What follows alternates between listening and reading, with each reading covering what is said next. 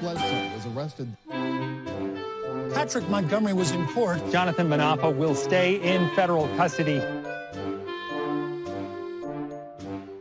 No, I don't take responsibility at all.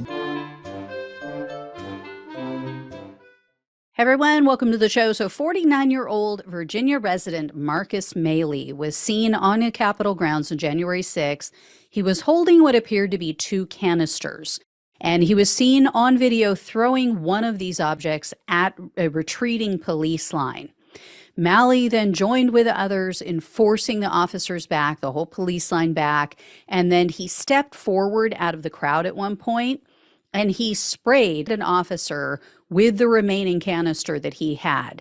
That officer testified at his trial, and he said he remembered that specific moment because he immediately felt pain. And when he was asked to rate it on a scale of 0 to 10, he said it was a 9 or 10. And the prosecutor said that that particular brand of pepper spray is one of the strongest on the market. It's actually almost twice as strong as what the police were using on January 6th. So after spraying the officer, Maly climbed the inauguration scaffolding, and he made a video, and he said in part, quote, "I really wish I could have recorded what we just fucking did."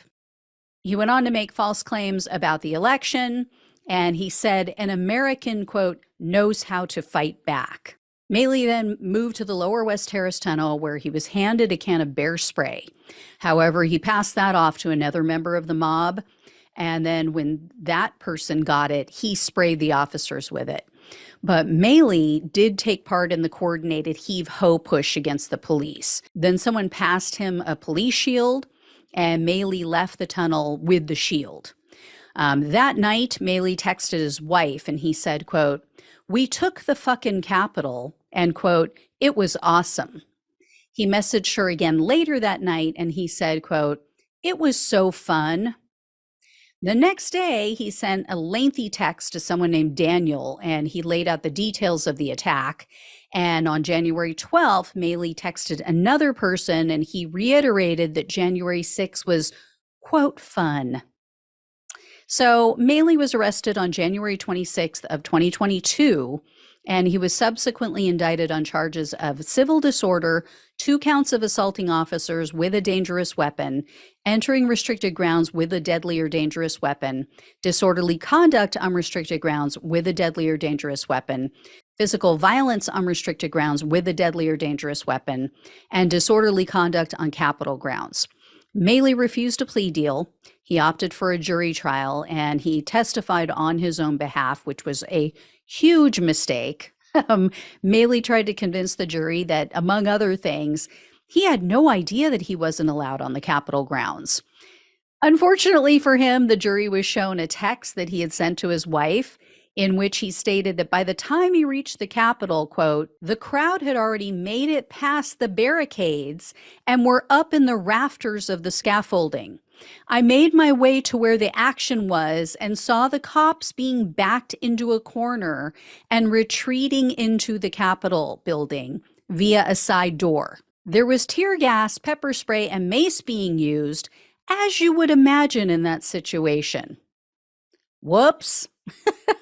And Maly actually said again on the witness stand that January 6th was fun.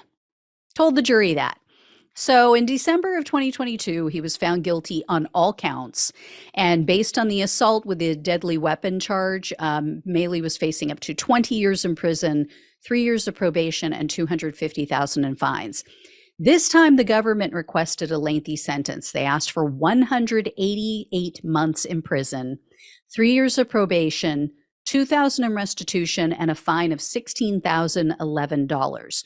So that $16,000 fine is based on the amount that Maly has collected from donations on Give, Send, Go. And Maly is another closet socialist, y'all. I mean, besides crowdfunding, he's been using a public defender. So he hasn't paid a dime in legal fees. I think we need a new rule in America. I think if you've ever said a negative word about communism or socialism, you should be automatically disqualified from using a public defender and any other socially funded programs. So anyway, you guys are not going to be shocked to hear that Maly has a very extensive criminal history. It includes 33 convictions. So between 1993 and 2017, Maly has been convicted of numerous battery, aggravated battery, and felony battery charges, including assaulting officers. He's also had numerous burglary convictions, and so much more. I mean, the list just goes on and on, you know. So, like I've said, your vibe attracts your tribe. This is Trump's tribe. And keep this in mind, you guys, when you're talking to these patriots who defend these January 6 criminals. The Gateway Pundit, which is currently being sued for defamation, published an article in an interview that they did with Maly. In this article, they wrote, quote, "There was never one victim named or identified in the case the DOJ brought against Maly." Yeah, you know, other than that officer who testified at his trial that he was in extreme pain. So that tells you everything you need to know about the right-wing rag. They obviously do zero research, right? I mean, they just spew out this nonsense out of their pie holes without actually looking into anything. So U.S. District Judge Amit Mehta presided over Maly's case, and at the sentencing hearing, he told the judge that he regretted going to D.C., but he maintains that he's innocent. He says that basically he's just a protester, nothing more, nothing less. So Judge Mehta wasn't buying this BS. He reminded Maly that the jurors saw plenty of evidence that he was there for nefarious reasons, and he's not being incarcerated for just protesting and for being on the Capitol grounds. So when all was said and done, Maly was sentenced to 72 months in prison and 3 years of probation. Judge Mehta refused to impose a fine, which is ridiculous. He said that, you know, although Maly's fundraising was, quote, unseemly, it didn't appear to violate any laws. So he didn't feel he had just cause to take that money. There's also no mention of a restitution fee being imposed. So it looks like Mehta gave him a pass on that.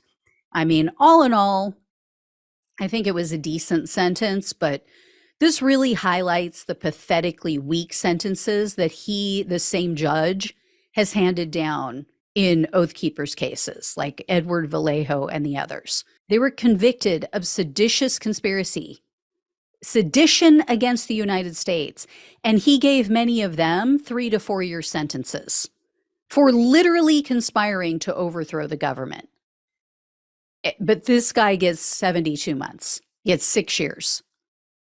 Just make it make sense. That's all I ask. Anyway, guys, I will let you know if I hear any more. Thank you so much for watching and listening. Please like this video, share it. Please subscribe if you haven't already. Donate if you possibly can. Truly helps to keep the show going, and I just love you guys for it. Love you for all the assistance you give. Really, really, you guys are the best audience in the world. I can't thank you enough. I mean that from the bottom of my heart. So love you all. Take care, and I'll talk with you soon.